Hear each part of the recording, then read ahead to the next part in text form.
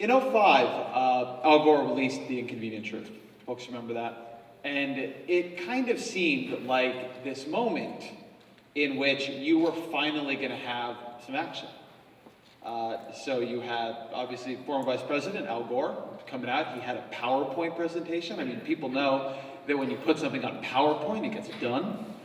At that time, Republicans were really pro doing something. People forget this. John McCain and Sarah Palin had a cap-and-trade plan in their 2008 presidential campaign platform. A cap-and-trade plan in the Republican platform.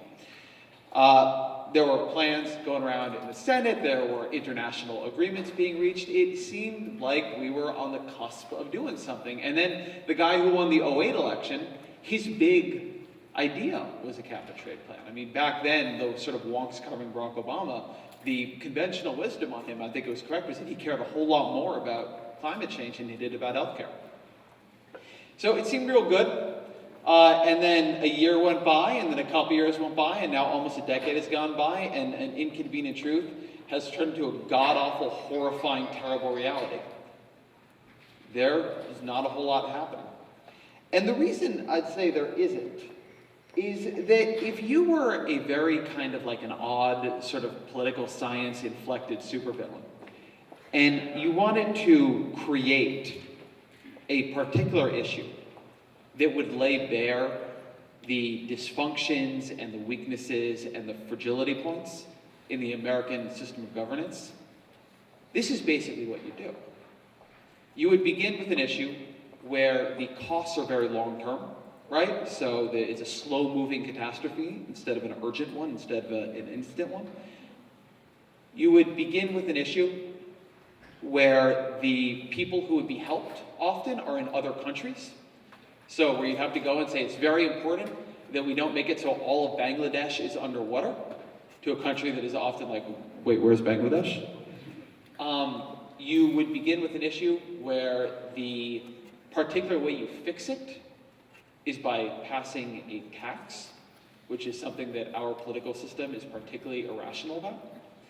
You would begin with an issue that has highly varied regional effects, because we give an enormous amount of power to individual states, to districts within those states, such that it really badly affects, action on it would really badly affect particular states, such that they would rise up and create a veto. And if you put all that together, uniquely, you have the climate change issue, which in addition to all of that, requires international cooperation to solve. And as many weak points as we have in our national governance, international governance is a whole lot tougher.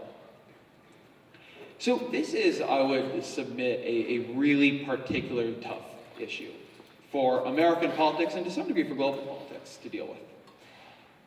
And yet, it has one other unique quality that makes it a real problem if you don't deal with it quickly.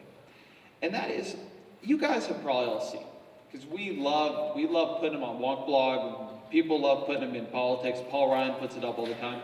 You all see those graphs that, you know, it's like the debt is real bad and just kind of goes up like that. And it's great because I gotta tell you, if you want people to look at a graph that just kind of goes like that, terrible. You want it to go up like that. But the thing about those, right, if you get the deficit too high, if you get the debt too high, you can just bring it back down, right? It's not pleasant, nobody enjoys doing it, but you can do it. If you continue having too many uninsured folks, at some point in the future, you could simply decide to not have so many uninsured folks. You could pay to give them healthcare insurance. You could bring that back down. Global warming is, again, somewhat unique in that once you get far enough up that line, you can't turn back. Because you can't just say, oh, shucks, actually having all that permafrost trapping methane in the ground was a super good idea. We're sorry we let it all melt. You enter into these really dangerous biofeedback loops. And then all of a sudden it gets out of hand. And so our ability to turn it off, our ability to get serious 10 years from now, 15 years from now, 20 years from now, it degrades year by year. And that's where you get these real sort of pie in the sky ideas about we're gonna like blast sulfate into the atmosphere and it's gonna reflect the sun. Anytime people in Silicon Valley begin talking like supervillains, you kind of want to check your optimism at the door.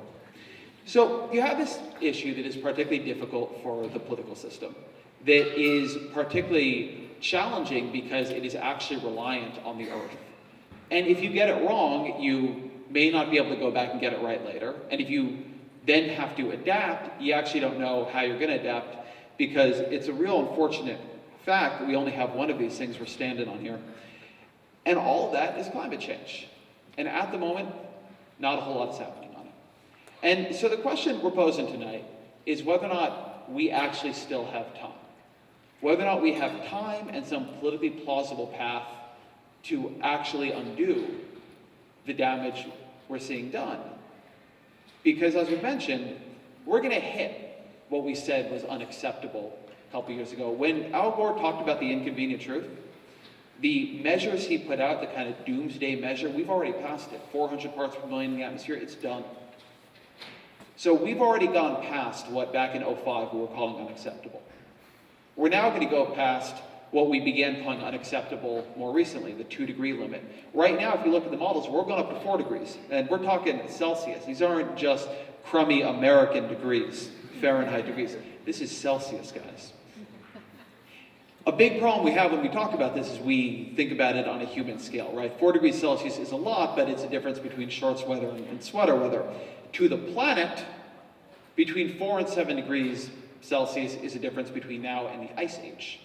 So that's a real big change towards heat. And none of us honestly know what it actually means if it happens.